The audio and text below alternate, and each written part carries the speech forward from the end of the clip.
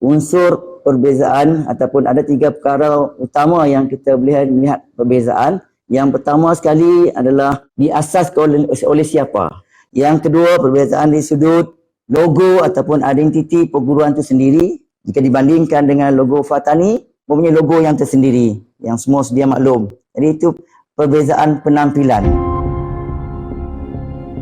Setiap seni bela diri di dunia ini mempunyai ciri-ciri identiti tersendiri yang menjadikannya unik dan menarik untuk dipelajari.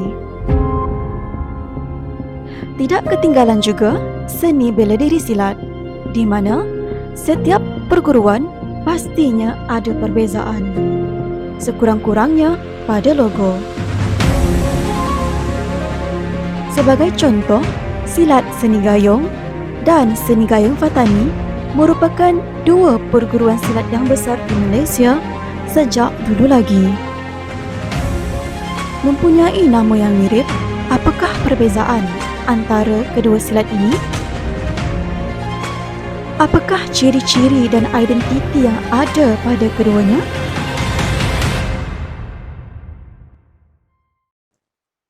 Bismillahirrahmanirrahim. Assalamualaikum warahmatullahi wabarakatuh. Alhamdulillah, PKU ditubuhkan pada tahun 2004. InsyaAllah tahun hadapan genap 20 tahun penubuhan dan juga pergerakan kelab silat gayung PKU. Iaitu PKU itu sendiri bermaksud Pusat Latihan Kajang Utama, dan tujuan utama penubuhan kelab PKU adalah untuk melahirkan lebih ramai jurulatih yang berwibawa untuk mengajar dan mengembangkan silat gayung Malaysia. Dan Alhamdulillah, dalam tempoh hampir 20 tahun, daripada sejumlah 45 orang jurulatih di sekitar Bangi Kajang, sekarang dah mencapai kepada lebih kurang 55 orang jurulatih. Dan Alhamdulillah juga ada sekarang ni dalam 62 gelanggang yang di bawah kelab silat gayung PKU yang meliputi IPT, sekolah menengah, sekolah rendah, awam dan juga peringkat tadika. Itu sedikit pencapaian PKU.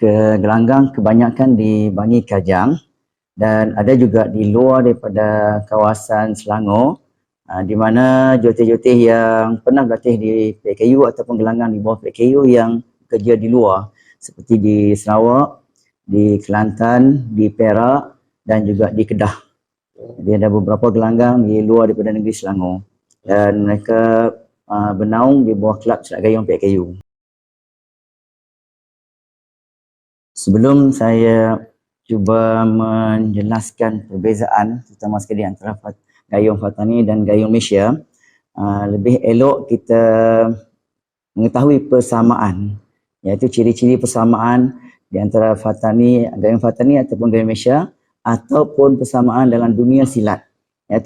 Jadi kalau melihat kepada ciri persamaan dunia silat, secara kasarnya mungkin ada 3 elemen yang penting, iaitu persamaan yang pertama, silat adalah satu seni bela diri orang Melayu untuk rumpun Nusantara, iaitu Melayu Nusantara. Itu persamaan dia.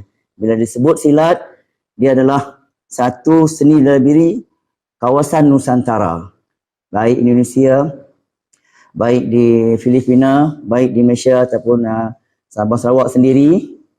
Dan yang kedua, persamaan antara kita adalah silat diamalkan oleh bangsa Melayu. Yang bangsa Melayu berbagai kaum, berbagai suku, ya, berpuluh-puluh, beratus-ratus suku yang termasuk dalam rumpun Melayu. Bila rumpun Melayu, masyaraatnya, seni bela dirinya adalah silat. Itu persamaan antara kita. Dan yang ketiga, persamaan antara kita adalah ciri-ciri persilatan yang hampir sama, iaitu langkah, tapak, seni dan buahnya lebih kurang sama. Cuma pendekatan dan beberapa perkara lain, mungkin kita nampak perbezaan atas sebab-sebab yang boleh kita jelaskan sekejap lagi. Dan yang terakhir, dari segi persamaan, kita melihat di sudut yang lebih global ataupun universal, silat ataupun masyarakat satu dunia mempunyai matlamat yang sama, iaitu mempertahankan diri. Ya, itu cantiknya dunia silat ataupun dunia seni bela diri, insya-Allah. Dan dari segi perbezaan, Bukanlah perbezaan tu kita mencari salah ataupun buruk mana-mana, tapi perbezaan itu untuk mengenal. Berlakunya perbezaan disebabkan oleh Allah jadikan manusia ni berbagai-bagai puak, berbagai-bagai bangsa, berbagai-bagai suku, dan perbezaan juga akan disebabkan oleh perbezaan geografi. Maka dengan perbezaan ini wujudnya seni bela diri yang berbeza. Kalau kita bercakap tentang silat dan kita khususkan di antara dua, Gayung Malaysia dan Gayung Fatani, jadi pun berlaku perbezaan. Ada 3 unsur perbezaan ataupun ada 3 perkara utama yang kita boleh melihat perbezaan. Yang pertama sekali adalah diasaskan oleh siapa? Ya, ataupun maha guru. Dalam dunia persilatan dipanggil maha guru ataupun grandmaster, ya. Yang kedua, perbezaan di sudut logo ataupun identiti perguruan itu sendiri ataupun persilatan itu sendiri. Dan yang ketiga, barulah kita melihat perbezaan dari sudut pembelajaran, ya. Jadi logo tadi kita boleh katakan dalam konteks penampilan, ya. Jadi ada 3 perkara yang mungkin besar yang kita nampak perbezaan: pengasasnya, penampilan silat itu sendiri, di segi logo, pakaian dan sebagainya, dan akhirnya di segi pembelajaran, ya. Itu berbeza. Okey, saya cuba lanjutkan sedikit. Kalau kita kata Gayung Malaysia, mungkin sedia maklum, dia diasaskan oleh Allahyarham Datuk Mi Abdul Rahman bin Udam Hashim yang lahir 1915 dan meninggal 1991. Yang Datuk Mi Rahman moyangnya adalah berketurunan Bugis yang berhijrah ke Tanah Melayu 1813. Ini pengasas, ya. Jadi Datuk Mi Rahman daripada keluarga Bugis yang berketurunan kerabat diraja yang mempunyai darah pahlawan sampai kepada generasi beliau, itu generasi yang keempat, di mana beliau belajar dengan atuknya Syed Zainal Abidin Al-Atas di Air Kuning, Taiping, Perak. Ini pengasas Datuk Mi Rahman. Dan Datuk Mi Rahman mula mengajar gayung pada tahun 1938 di Singapura semasa beliau bertugas sebagai anggota polis masa zaman British. Itu permulaan silat gayung, mula mengajar silat gayung, dan dia mengembangkan silat gayung zaman mereka sehinggalah merangkumi 4-5 peristiwa, iaitu di mana masuknya zaman British, zaman Jepun, zaman komunis, konfrontasi Malaysia Indonesia, dan juga peristiwa pergaduhan dalam negara. Itu semasa perjalanan ataupun pergerakan Datuk Mi Rahman sendiri. Ini pengasas Datuk Mi Rahman.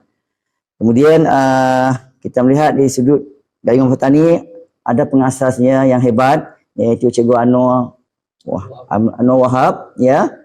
Dan mempunyai sejarah yang hebat, ya. Jadi perbezaan pengasas, latar belakang, permulaan maha guru masing-masing, itu berbeza, tapi rumpun yang sama, dua-duanya adalah rumpun Melayu, persamaan kita. Kedua, perbezaan dari segi penampilan, iaitu kalau kita beruniform silat, kita bercakap pada silat gayung, pakaian hitam, seluar hitam, baju hitam, cuma penampilannya adalah logonya adalah logo yang sedia maklum, iaitu beberapa image, 9 gambar, ya, naga, harimau, bumi, keris bersilang, bengkung, pedang dan bulan bintang. Jadi itu adalah logo silat gayung yang Datuk Mi Rahman letakkan makna yang tersendiri, ya. Itu jika dibandingkan dengan logo Fatani, mempunyai logo yang tersendiri yang semua sedia maklum. Jadi itu perbezaan penampilan. Begitu juga pakaian silat gayung agak ringkas, hanya membezakan di antara peringkat pembelajaran adalah bengkung, ya, kumpulan yang utama atau yang baru dengan baju hitam, bengkung hitam kosong. Kemudian ambil ujian di segi warna bengkung, kepada ujian yang pertama putih, seterusnya hijau, seterusnya merah, kuning dan hitam semula. Itu penampilan di segi pakaian. Kemudian kita melihat perbezaan yang ketiga dari segi pembelajaran, ya, pembelajaran atau silibus. Silat sedia gayung, pembelajaran dia lebih berkonsepkan pelajaran tempur, ya mungkin agak sedikit kasar. Itu pembelajaran silat gayung, dan pembelajaran silat gayung bermula dengan latihan asas gerakan, kemudian disusuli dengan gabungan gerakan, seterusnya elakkan, daripada elakkan terus kepada pukulan, pukulan sambung kepada kuncian ataupun buah silat gayung, dan akhir sekali dipanggil permainan pentas atau tempur, termasuk permainan sparring ataupun serangan bebas. Itu sistem pembelajaran gayung. Jadi berbanding dengan gayung Fatani yang lebih cantik, lebih menarik dengan gerakan-gerakan tari dia dengan buah-buah pukulan yang tersendiri. Jadi itu penampilan yang di segi pembelajaran, ya, yang ada kelebihan masing-masing, ada keunikan masing-masing, ya. Jadi kita melihat di tiga bentuk perbezaan disebabkan latar belakang yang berbeza, rumpun yang sama. Itu yang insya-Allah itu perbezaannya. Temu bual yang telah dijalankan menunjukkan hasil yang tidak dapat disangka lagi, bahawa terdapat perbezaan yang ketara pada kedua-dua silat seni gayung dan seni gayung Fatani. Logo, cara pemakaian dan butir pembelajaran yang berbeza. Setiap satunya mempunyai identiti tersendiri yang mencerminkan perguruan silat masing-masing. Paparan berikut merupakan asas tempur yang terdapat di dalam silibus silat seni gayung. Setiap pesilat dalam perguruan ini akan mempelajari asas yang dinyatakan bagi menguasai kemahiran bertempur mereka.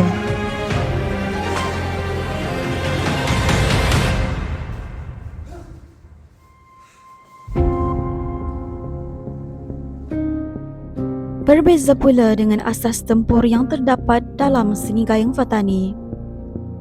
Tempur ini berasaskan 3 buah pukulan silat pulut yang merupakan buah perang Melayu, iaitu buah tikam, buah pancung dan buah tetak. Setiap buah ini wajib menggunakan kaedah lilit, kunci, sisip, sambut, kedu, sagang dan tindih.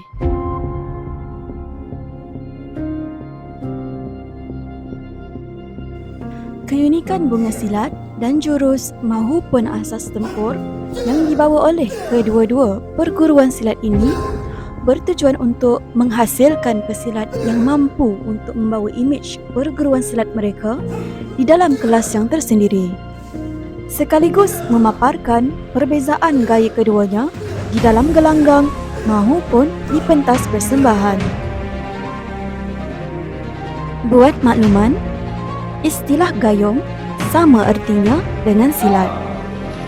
Dalam kata yang mudah, gayung adalah nama umum selain daripada silat. Istilah Fatani yang terdapat di dalam frasa seni gayung Fatani membawa erti kebijaksanaanku yang diambil dari perkataan Arab Fatana. Dengan memperkasakan kebijaksanaan, para pesilat dapat menghasilkan sebuah persembahan silat yang pangkas, kreatif dan menarik untuk ditonton. Seni gayung Fatani adalah satu silat yang mempunyai identitinya yang tersendiri, sehingga kan terdapat satu kaedah sambut seni gayung Fatani yang digunakan di dalam silibus silat cekak. Perbezaan yang terdapat dalam setiap perguruan silat bukanlah bertujuan untuk menjauhkan atau memisahkan silat-silat yang terdapat di Malaysia. Namun sebenarnya, untuk menampilkan silat di Malaysia ini sebagai budaya yang unik dengan kepelbagaian gaya silat yang tersendiri. Ayuh, kita raikan perbezaan dan kita satukan jiwa silat Melayu. Sangat bagi yang menggerakkan silat gayung ataupun silat Melayu, kita boleh nampak hasrat kebanyakan guru-guru yang memperjuangkan silat Melayu sebagai warisan seni tangkan diri adalah hampir sama, iaitu sangat-sangat berharap generasi kini bersungguh-sungguh untuk mempelajari silat Melayu, ya, dan menggunakan platform silat Melayu untuk penyatuan orang Melayu sendiri dan penyatuan rumpun Melayu, ya. Jadikan silat Melayu yang mempunyai pembelajaran yang tersendiri, mempunyai disiplin dan jati diri yang tersendiri, dan juga mempunyai sedikit sebanyak penekanan kepada ilmu, pada nilai-nilai agama, akan jadikan satu medium ataupun satu platform yang boleh mendidik masyarakat, ya, mendidik anak-anak bangsa supaya berilmu, berkemahiran dan juga bersatu padu, ya. Jadi sangat-sangat cantik sekiranya kita silat boleh menyatu padukan sesama kita dan kita sama-sama silat menjadikan ilmu sendiri satu disiplin yang memajukan bangsa sendiri, insya-Allah.